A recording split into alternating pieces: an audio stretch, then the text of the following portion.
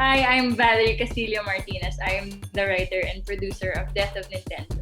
Hi, I'm Bianca Balbuena. I'm the producer and co-writer of Motel Acacia. Hi, I'm Bradley Liu. I'm the director and co-writer of Motel Acacia. Hi, I'm Dwayne Baltazar. I'm the writer-director of Oda sa Wala. Okay, so for Death of Nintendo, the concept started when I was missing my childhood back in the Philippines when I was in the States. So I kept reminiscing back to the 90s when I was growing up with Raya.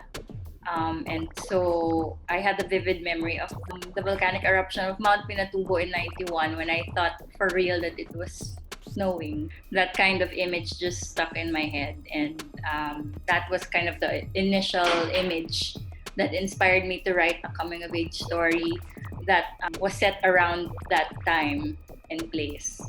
I live in the south of Cebu, and there's a lot of stories of people going into the forest and then they come back and they don't remember what happened. And it happened to me and my cousins who's like 6 years old, 7 years old, so they don't really remember. They just thought that they were gone for 10 minutes. So I think they told Brad about this, and Brad, being a foreigner, actually was very interested and very curious and kept asking. Some of the stories that were really exciting were that of the Capre.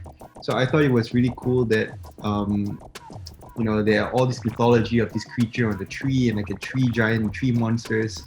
But what really kind of intrigued me was the idea of like, what if there was something in the trees, and what if you cut this tree down, and if all this like the way man kind of uses natural resources, I thought it would be the most natural thing that the most haunted wood in the forest will be made into some sort of furniture. And then eventually we came up with as crazy an idea as we could to make this wood into a bit and have this bit kind of exact revenge on men. So that's kind of how the core concept of the genre element came in. Inspiration, parang lahat naman parang pulot-pulot, parang ganun kung saan man. At saka, growing up din, nakakita ako ng picture ng kamag-anak ko na nasa dining table sila tapos may kasama silang patay. Apparently hindi ko alam kung sa Baguio, sa Sagada or somewhere, basta sa mga bundok ng Pinas, parang ganun. Apparently kasama yun sa kultura nila na parang kumakain pa rin sila. Parang parang annual thing siya na you get to sit and dine tapos bibihisan uli nila yung mga patay nila. Something like that. So parang yun yung isang trigger or yung isa sa mga binalikan ko. At first, I just thought, it's gonna be like a fun 90s tawanan and kids hanging out together, and then we'll all look back and reminisce on the 90s. And it was sort of on the surface, and it was fun for what it was. But very quickly did I realize that, I need to write something that it's true to me. Like, it's something I learned as I'm growing up. Shy ako, but I'm really like reluctant to share kasi to be very open and honest with my vulnerabilities and insecurities. But I think you really have to tap into that place. Now, it's not comfortable, but you have to go there as a writer. I think the writing process really helped reveal myself and, just being open and honest. And then when it came to like thinking of a director, Raya talaga ang first and probably only choice ko kasi we grew up kasi in BF together. We went to the same elementary and high school together. So those memories that I hold so near and dear, and I knew that the way to tap that is to find the closest person, the director that is kind of in touch with your sensibility when it comes to remembering those details. And Raya definitely remembered that, and swerte ko na lang kasi he's also a very gifted director. Maybe this is an interesting point to also discuss how writer-directors work. Siguro for me and Val, if we really go into the writing, we won't think about the execution. Maybe for Dwayne and Brad, while they're writing, there's also this thought of how am I gonna execute this? Maybe I don't know how to execute this, so maybe I revise it the other way. Iba-iba yung nagiging approach ko per script. But with Oda, since nagawa ko nga siya kay Sir Ricky, tas may deadline na kailangang ipasa. Bukod doon sa mga factors na yon, parang I knew Oda sa Wala na kailangan niyang maging isang tahimik na pelikula.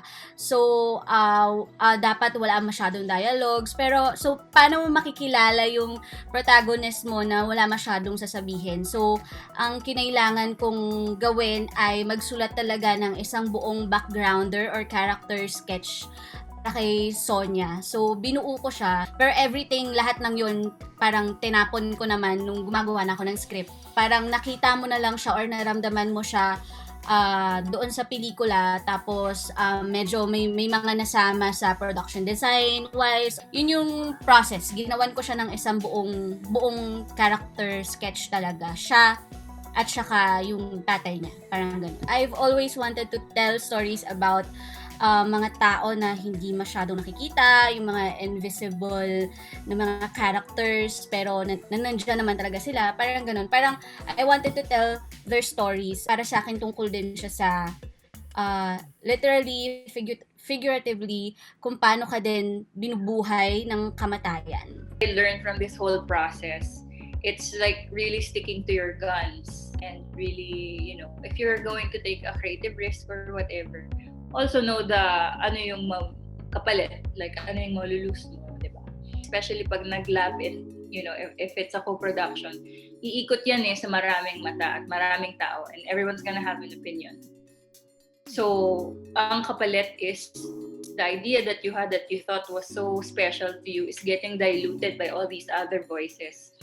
So, there has to be something in the soul of the story that is talagang steadfast.